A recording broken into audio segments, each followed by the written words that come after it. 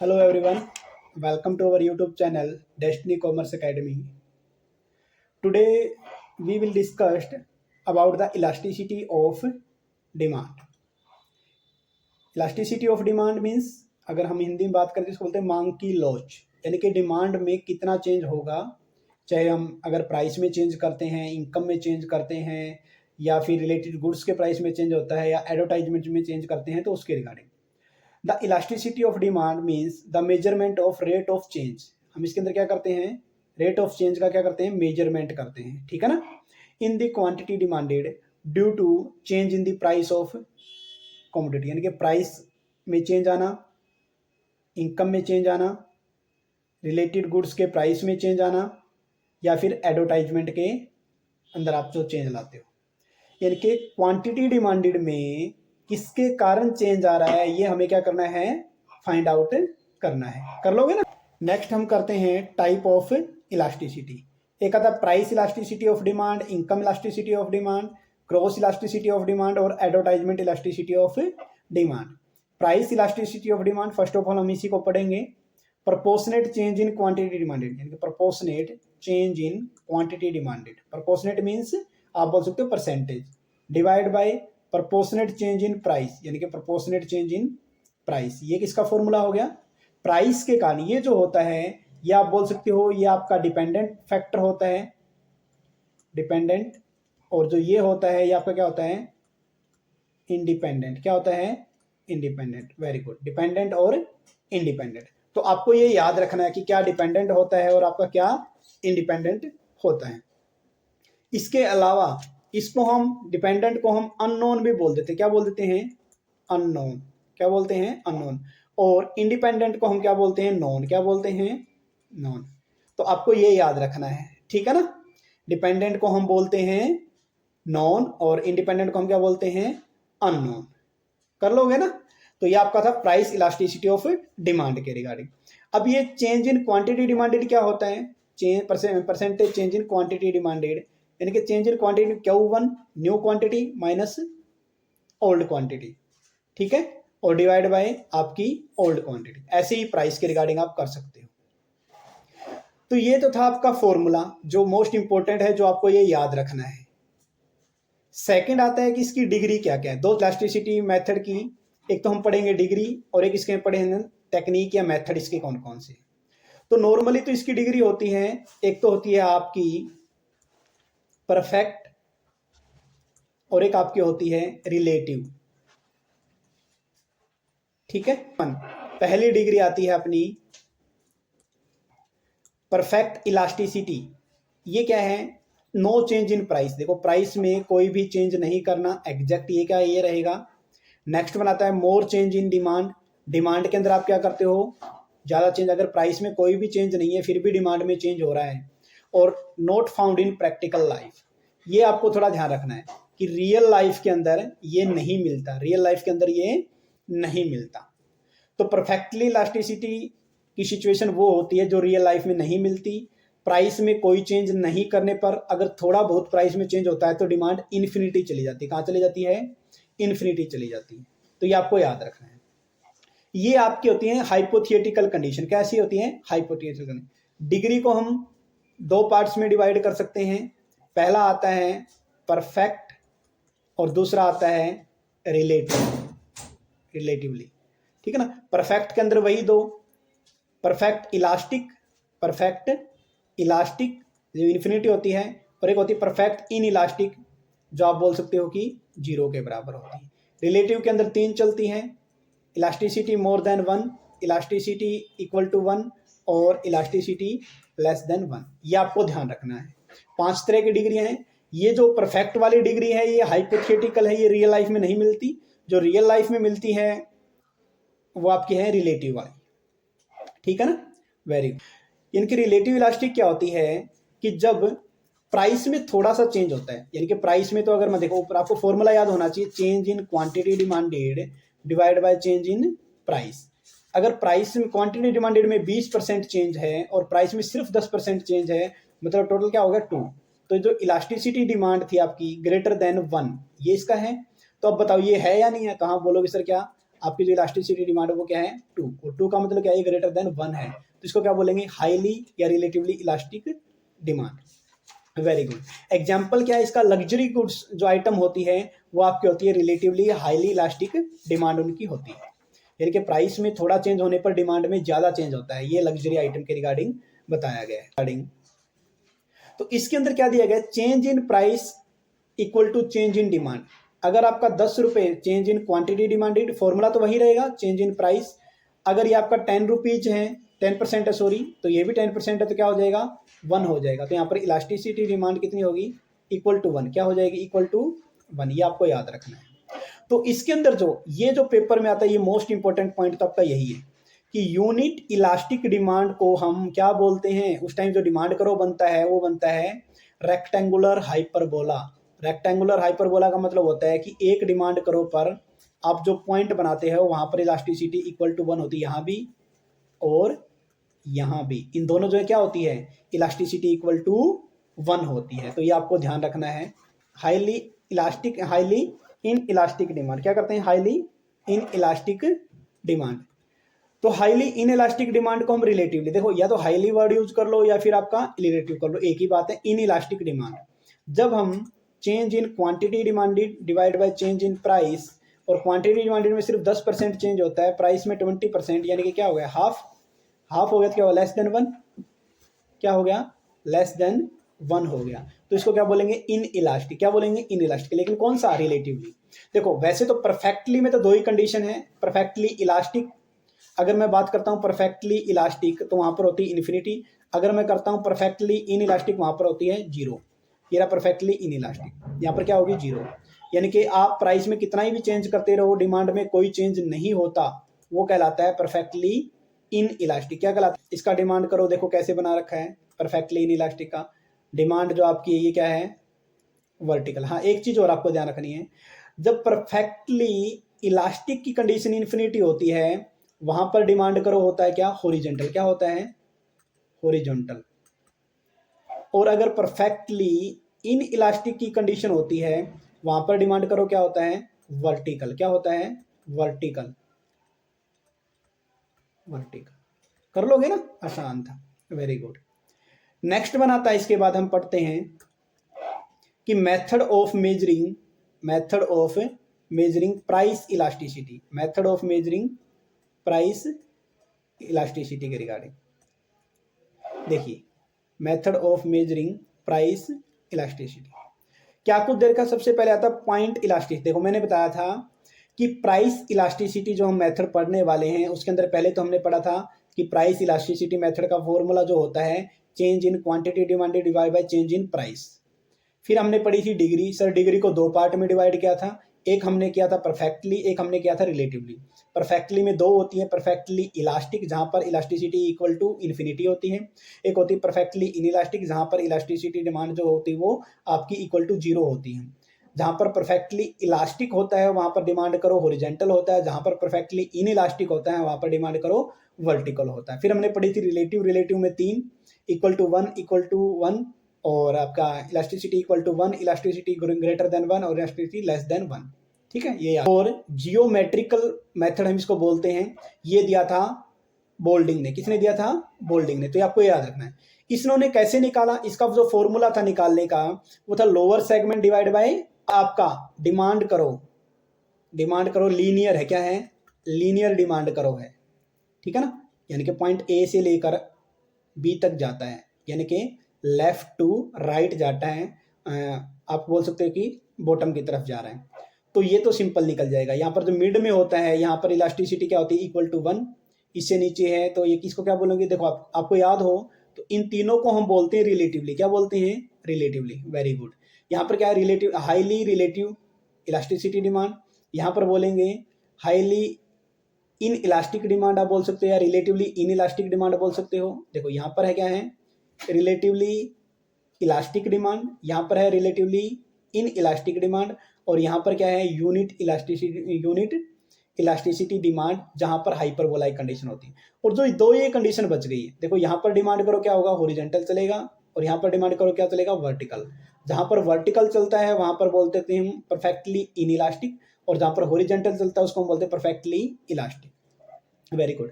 लेकिन सर अगर डिमांड करो लीनियर ना हो, यानी कि स्ट्रेट लाइन ना दे रखा हो, तब क्या करें? करो की फॉर्म में दे रखा हो, तो इसने बोला कि जहां पर आपको इलास्टिसिटी मेजर करनी है उस पॉइंट पर, मान लें मेरे को यहाँ पर पी पॉइंट पर इलास्टिसिटी मेजर करनी है, तो मैं यहाँ से स्ट्रेट लाइन लगा दूंगा इस पी पॉइंट पर, ठीक है ना। उस डिमांड करो, एक डिमांड करो पर जहां पर आपको इलास्टिसिटी फाइंड आउट करनी है उस पॉइंट से आप क्या करो, एक स्ट्रेट लाइन लगा दो, और स्ट्रेट लाइन लगाने के बाद क्या हो जाएगा? वही बन जाएगा सर, नीचे वाला हो जाएगा आपका लोअर सेगमेंट, क्या बन जाएगा? ये लोअर सेगमेंट, और ऊपर वाला बन जाएगा क्या? Upper segment. फॉर्मूला क्या था सर? लोअर को पहले लिखना है और अपर को बाद में लिखना है। आर्क मेथड, देखो पॉइंट इलास्टिसिटी मेथड में ही कौन सा मेथड आपका? आर्क मेथड है। कौन सा मेथड है? Arc method. Point elasticity method किसने दिया था? ये सर दिया था पॉइंट मेथड, ये दिया था बोल्डिंग ने। किसने दिया था? प्रोफेसर बोल्डिंग ने। और आर्क मेथड ये क्या है? Mid point. देखो हमें क्या किया, अब तक हमने ये पढ़ा कि अगर जैसे हम इसमें निकालना है, कोई भी पॉइंट दे रखा है, जैसे कि अगर मैं लीनियर डिमांड करो लेता हूँ, एक जगह यूनिट इलास्टिसिटी और एक जगह आपकी क्या है, रिलेटिवली इन इलास्टिक डिमांड दे रखी है। अगर मुझे इन दोनों पॉइंटों के बीच में निकालना पड़े, इन दोनों पॉइंटों के बीच में अगर मेरे को कहीं पर भी, किसी पॉइंट पर भी मेरे को इलास्टिसिटी जानना पड़े, तो पॉइंट इलास्टिसिटी की बजाय हम किसका लेते हैं? आर्क मेथड लेते हैं, मिड पॉइंट का निकालने का। यानी कि दो पॉइंटों के बीच में अगर आपको इलास्टिसिटी फाइंड आउट करनी है तो आप कौन सा मेथड लगाओगे? Arc method. Very good. देखो दे भी रखा क्या? Average price and average quantity, average price and average quantity are the coordinate of mid point of straight line between two given point. यानी कि एवरेज प्राइस या एवरेज क्वांटिटी क्या है? एवरेज प्राइस या average quantity are the coordinate of mid point, यानी कि mid point को दिखाते हैं। जैसे आपने डायग्राम में दिख रहा होगा ना, ये देखो डिमांड करो दे रखे हैं, दो पॉइंट दे रखे हैं इसके, अब इनके बीच में अगर आपको इलास्टिसिटी निकालनी तो कौन सा मेथड यूज करेंगे? आर्क इलास्टिसिटी मेथड को हम यूज करेंगे। इसका जो पेपर पॉइंट ऑफ व्यू से जरूरी है वो होता है फॉर्मूला। क्या होता है? फॉर्मूला। तो आप इसको ऐसे याद रख सकते हो। कैसे याद कर सकते हो? ये यानी कि परसेंटेज, देखो ये तो आपने पहले पढ़ा है, percentage change in quantity divide by percentage change in price, इतना तो आप करते आए हो। अब इसके साथ साथ बस ये लगाना है, अगर यहाँ पर प्राइस है तो ऊपर क्या करेंगे? प्राइस का एवरेज, प्राइस का एवरेज डिवाइड बाय क्वांटिटी का एवरेज, डिवाइड बाय क्वांटिटी का एवरेज।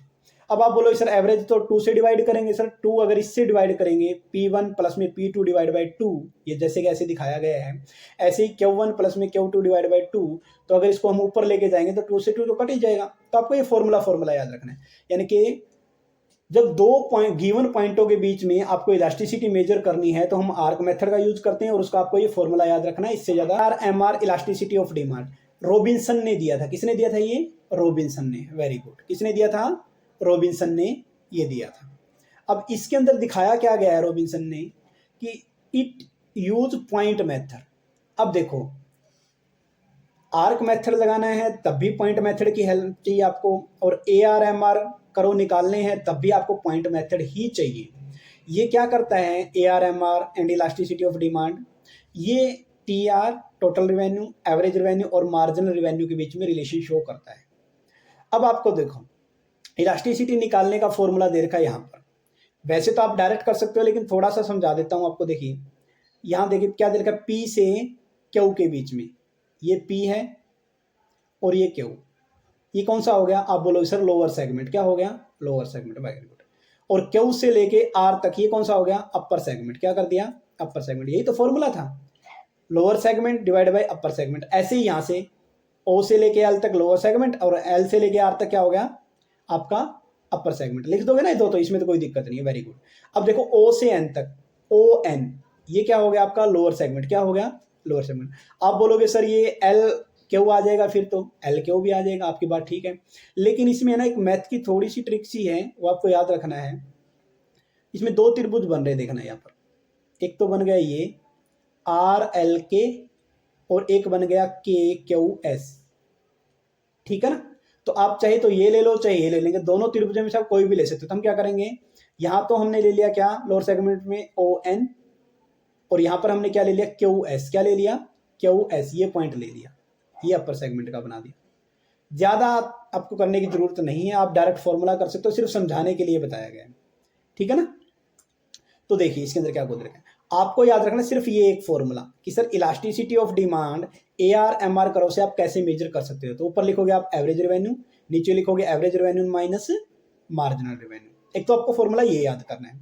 आर के लिए तो फॉर्मूला ये एक, ईडी के लिए ये, और AR के लिए और फॉर्मूला आप याद ही रख लो। AR निकालने के लिए आप ये रहा AR। बस ये 3 फॉर्मूले आपको आने चाहिए डायरेक्ट, आपको जरूरत ही नहीं है ये पूरा डिटेल से याद करने की। AR and MR and elasticity of demand को मेजर करने के लिए इलास्टिसिटी निकालनी है तो AR divide by AR minus MR निकालना है तो AR, फिर आपका मल्टीप्लाई करना है 1 माइनस 1 डिवाइड बाई ED, और AR निकालना है तो MR ED divide by ED minus 1। ये आपको 3 फॉर्मूले याद करने, आपका हो जाएगा काम, इसे चल जाए। MR दे रखी है, MR है, ये MR पॉजिटिव है, ये MR 0 है, ये MR नेगेटिव है। क्या है ये MR नेगेटिव। अगर ये पॉजिटिव है तो elasticity of demand greater than 1, MR अगर 0 है तो elasticity of demand equal to 1, और MR अगर नेगेटिव है तो elasticity of demand less than 1। बस आपको ये याद करना है, हो जाएगा ना। वैसे अगर यहाँ पर लिख भी रखा है, अगर आप करना चाहो तो ये यहाँ से कर सकते हैं। Very good. तो फर्स्ट मेथड हमने पढ़ा क्या, पॉइंट इलास्टिसिटी मेथड। नेक्स्ट हम पढ़ते हैं प्रोपोर्शनेट या परसेंटेज मेथड। ये दिया था फ्लक्स ने इसको, इसलिए इसको फ्लक्स मेथड भी बोलते हैं। फॉर्मूला क्या होता है, percentage change in demand divide by percentage change in price. ठीक है, यहाँ पर प्रोपोर्शनेट या percentage change in demand divide by percentage change in price, ये आपको याद रखना है। थर्ड जो मेथड आता है, यानी कि जो नॉर्मल प्राइस इलास्टिसिटी का मेथड है, वही सेम एज इट इज आपको लिखना है फ्लक्स वाले में। थर्ड वन आता है total outlay method. Total outlay का मतलब होता है टोटल एक्सपेंडिचर मेथड। क्या होता है टोटल एक्सपेंडिचर मेथड। तो फर्स्ट वन क्या दे रखा है, टोटल आउटले मेथड। ये किसने दिया था, प्रोफेसर मार्शल ने दिया था। इसका देखो ऐसे डायग्राम बनता है, अगर आप बनाना चाहो तो इस तरीके से, ठीक है। नीचे लिखेंगे टोटल एक्सपेंडिचर या आउटले, और इस साइड हम लिखेंगे प्राइस। क्या लिख देंगे, प्राइस। Very good. अगर देखो प्राइस यहाँ पर इतना प्राइस है, ठीक है, प्राइस यहाँ पर लग सकते हैं हम। फिर इसके अलावा प्राइस को हम एक यहाँ पर लिख देंगे जो इसके कॉर्नर से बिल्कुल मैच करेगा। यहाँ पर एक हम प्राइस यहाँ पर लिख देंगे और एक हम प्राइस यहाँ पर लिख देंगे, ठीक है। अगर प्राइस इतना है, यानी कि अगर प्राइस 5 रुपये है तो एक्सपेंडिचर आपका यहाँ पर मान ले कि 1 यूनिट 2 यूनिट जितना भी लगाओ। प्राइस बढ़ाया तो एक्सपेंडिचर भी बढ़ गया। देखो प्राइस के बढ़ने से अगर एक्सपेंडिचर बढ़ता है, और अगर प्राइस के कम होने से एक्सपेंडिचर कम होता है, तो उसको हम क्या बोलते हैं, प्राइस के बढ़ने से एक्सपेंडिचर बढ़े और प्राइस के कम होने से एक्सपेंडिचर कम हो तो उसको बोलते हैं लेस देन यूनिट। क्या बोलते हैं, लेस देन यूनिट। यानी कि इलास्टिसिटी आप बोलोगे इस पॉइंट पे जो इलास्टिसिटी होती है वो ED लेस देन 1 होती है। Very good.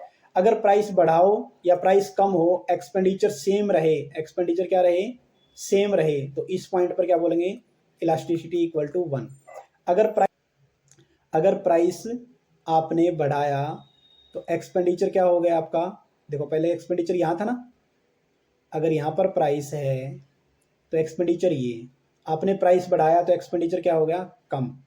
अगर आपने प्राइस कम किया, यानी कि यहाँ से आप नीचे आए, तो एक्सपेंडिचर क्या हो गया, अब उससे ज़्यादा।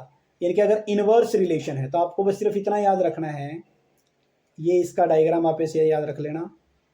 यहाँ पर इलास्टिसिटी होती है ग्रेटर देन 1, यहाँ पर इलास्टिसिटी होती है इक्वल टू 1, और यहाँ पर होती है इलास्टिसिटी लेस देन 1। कहाँ पर, ये पॉइंट दे रखे, ठीक है ना। नीचे आउटले लिखते हैं, क्या लिखते हैं, आउटले, और नीचे की उस साइड में क्या लिखेंगे, इतना आपको याद रखना है डायग्राम।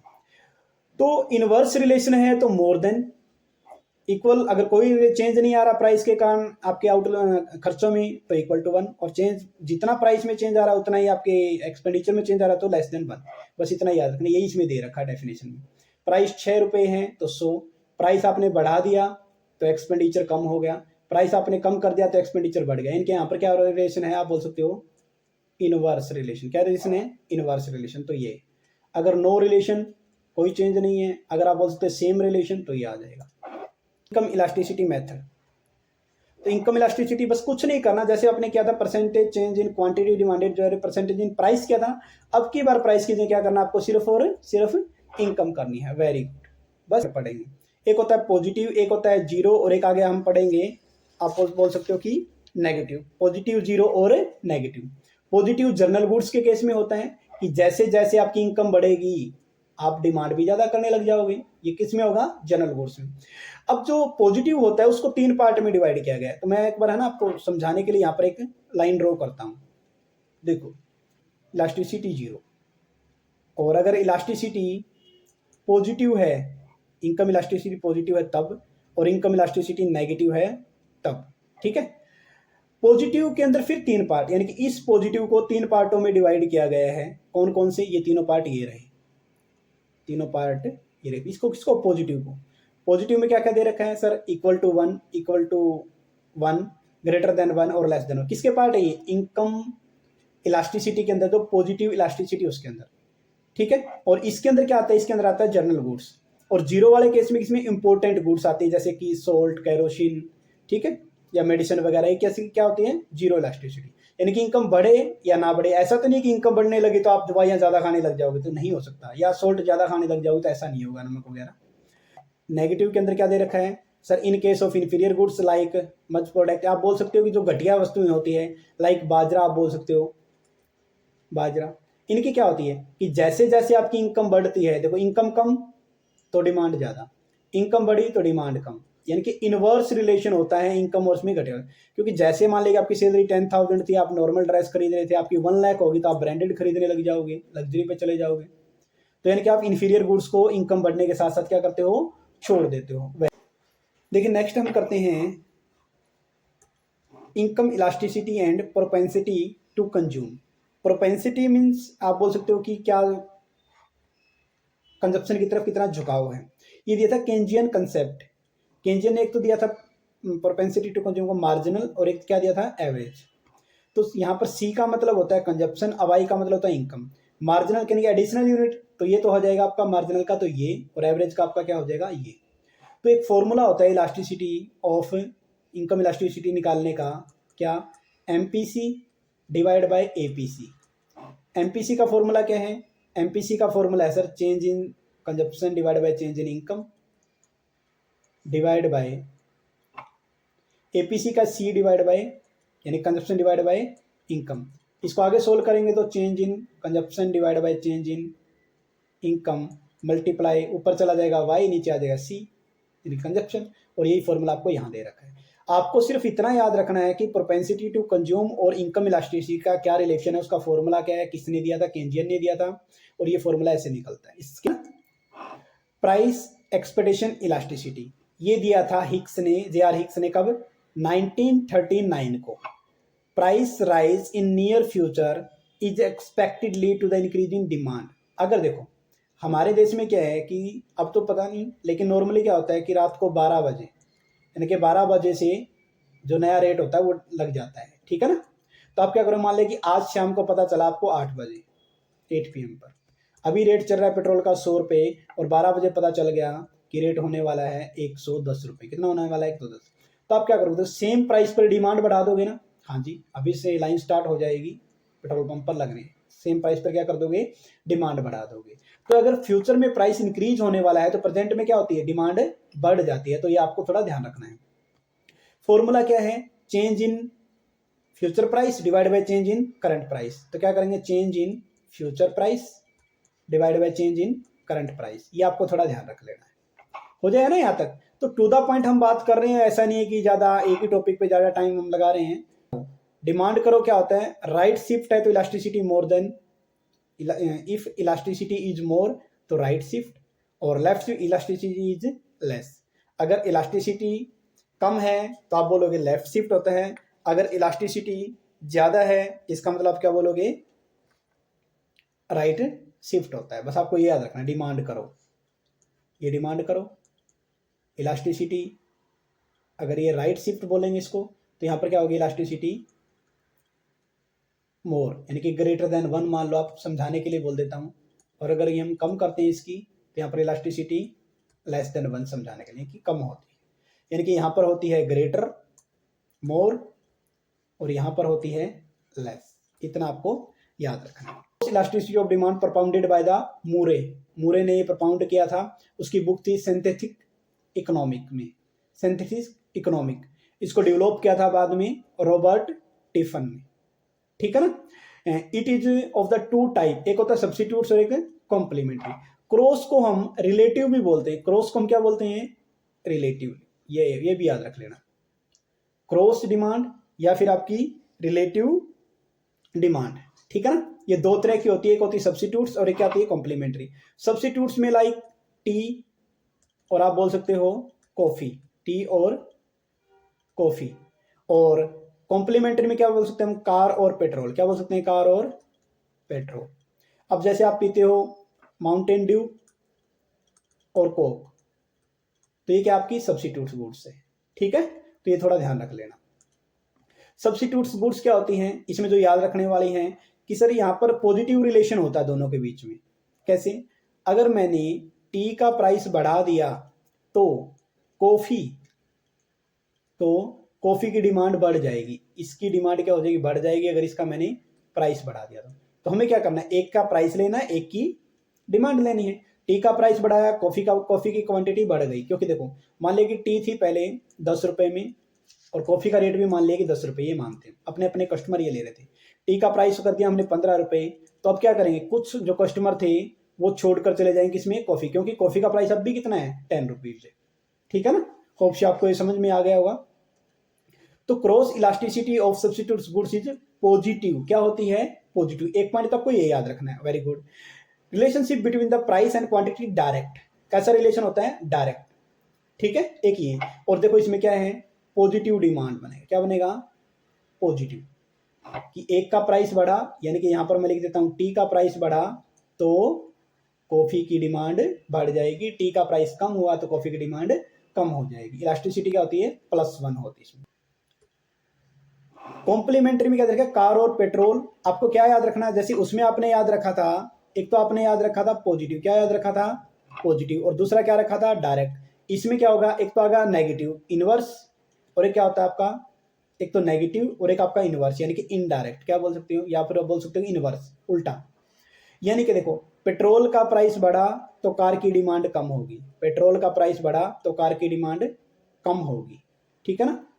क्योंकि सभी लोग क्या करेंगे, फिर पब्लिक जो ट्रांसपोर्ट उसका यूज करने की कोशिश करेंगे, कार को क्या करेंगे, अपनी पर्सनल कार का यूज कम करेंगे। तो ये आपको, अगर कार का यूज कम करेंगे तो नई कार खरीदी कम जाएगी। तो इसमें क्या होता है, डिमांड इनवर्स रिलेशन होता है। आपको पेपर पॉइंट ऑफ व्यू सिर्फ इतना ही याद रखना है कि सब्स्टिट्यूट गुड्स में जो रिलेशन होता है वो पॉजिटिव होता है, यानी कि इलास्टिसिटी ऑफ डिमांड पॉजिटिव होगी, यहाँ पर इलास्टिसिटी ऑफ डिमांड नेगेटिव होगी, बस और कुछ नहीं है। और प्राइस क्या हो जाएगा, प्रोपोर्शनेट, फॉर्मूला क्या हो जाएगा, proportionate change in the quantity demanded of X goods and proportionate change in the price of the commodity Y goods. बस ये और ध्यान रख लेना, डिमांड एक्स की, प्राइस वाई का ले लेना, तो आपका काम चल जाएगा। जैसे हमने प्राइस का पढ़ा था, प्राइस इलास्टिसिटी डिमांड में percentage change in quantity demanded divide by price. Income में पढ़ा percentage change in quantity demanded divide by income, percentage change in income. और फिर हमने क्रॉस में पढ़ा था percentage change in the quantity demanded of X goods divide by percentage change in the price of the Y goods. अब इसमें क्या करना है, percentage change in quantity demanded divide by percentage change in advertisement, बस इतना ही करना है, इससे ज्यादा नहीं करना, ठीक है ना, परसेंटेज चेंज इन एडवर्टाइजमेंट। अब इसके रिगार्डिंग क्या क्या पॉइंट दिए गए हैं वो आपको थोड़ा सा पढ़ लेना चाहिए। देखो इसमें क्या क्या दे रखा है, price quantity distribution channel are constant, इसको क्या मानना है, प्राइस को कांस्टेंट, ठीक है। आप ये मान सकते हो, आपको याद हो तो हमने डिमांड फंक्शन किया था, इसके अंदर क्या होता है, price of goods x, price of relative, फिर हमने ऐसे कर करके एडवर्टाइजमेंट और किया था, याद है क्या। तो हम क्या करेंगे, बाकी सबको क्या मान लेंगे, कांस्टेंट मान लेंगे। एडवर्टाइजमेंट का और डिमांड का रिलेशन जो दिखाते हैं उसको बोलते हैं एडवर्टाइजिंग इलास्टिसिटी ऑफ डिमांड। अब एडवर्टाइजमेंट में चेंज करने से आपकी डिमांड में क्या चेंज आ रहा है वो बताता है एडवर्टाइजिंग इलास्टिसिटी ऑफ डिमांड, ठीक है। तो क्या है, particular demand can be demanded without any advertisement. Particular का मतलब होता है कुछ कमोडिटी की डिमांड ऐसी होती है जिसकी एडवर्टाइजमेंट ना हो तब भी डिमांड करते हैं, ठीक है, लाइक सोल्ट वगैरह का आप बोल सकते हो। In starting with increase in the advertisement, starting में जब आप एडवर्टाइजमेंट बढ़ाते हो तो क्वांटिटी इंक्रीज, क्वांटिटी क्या हो जाती है, इंक्रीज हो जाती है। And then it rise with the slow rate, पहले तेज गति से बढ़ती है फिर आपकी स्लो गति से बढ़ती है, आप बोल सकते हो। After a point there is no change, और उसके बाद में चाहे आप एडवर्टाइजमेंट बढ़ाओ कोई चेंज नहीं होता, और increase with the advertisement expenditure कोई चेंज भी चेंज नहीं होगा। Advertisement expenditure done with unfair mean, अगर आप गलत तरीके से, आपका जो उद्देश्य है वो ठीक नहीं है, तो क्वांटिटी क्या हो जाएगी, डिक्रीज भी हो जाएगी।